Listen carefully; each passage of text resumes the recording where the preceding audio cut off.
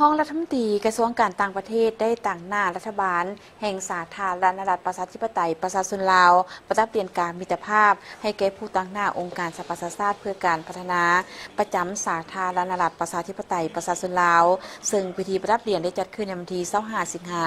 คม 2026 ที่กระทรวงการต่างประเทศโดยการประดับของท่านอนุภาพวงศ์นอแก้วห้องรัฐมนตรีกระทรวงการต่างประเทศได้ตั้งหน้าให้รัฐบาลแห่งสาธารณรัฐประชาธิปไตยประชาชนลาวประดับเปลี่ยนการมิตรภาพให้แก่ท่านนางมาร์ตินเทเลอร์ผู้ตั้งหน้าองค์การสหประชาชาติเพื่อการพัฒนาประจำลาวเนื่องในโอกาสที่ผู้เกี่ยวได้สำเร็จการปฏิบัติหน้าที่อยู่สาธารณรัฐประชาธิปไตยประชาชนลาวโดยมีการเข้าร่วมของบรรดากลุ่มกองที่เกี่ยวข้องกระทรวงการต่างประเทศกระทรวงการเงินและองค์การผู้ประสานงานองค์การสหประชาชาติประจำลาวท่านนางมาร์ตินเทเลอร์ได้รับการแต่งตั้งให้ดำรงตำแหน่งเป็นผู้ตั้งหน้าองค์การ UNDP นับแต่เดือนมิถุนายนปี 2023 เป็นต้นมา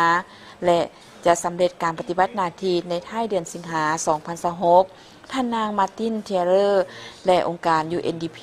ประจำสาธารณรัฐประชาธิปไตยประชาชนลาวได้ประกอบส่วนอันสำคัญเข้าในการปฏิบัติแผนพัฒนาเศรษฐกิจสังคมแห่งชาติครั้งที่ 9 การสร้างแผนพัฒนาเศรษฐกิจสังคมแห่งชาติครั้งที่ 10 และการสนับสนุนกระบวนการกองประชุมโต๊ะมนก็คือการประกอบส่วนโดยรวมเข้าในการพัฒนาเศรษฐกิจสังคมเวียกงานเก็บกู้ระเบิดบ่ทันแตกการจะตั้งปฏิบัติวาระ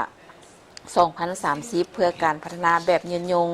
แนใส่สนับสนุนให้สาธารณรัฐประชาธิปไตยประชาชนลาวสามารถหลุดพ้นออกจากสถานภาพด้อยพัฒนา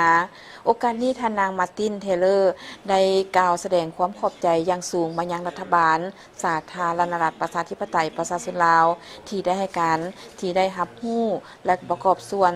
สำคัญของตนก็คือองค์การ UNDP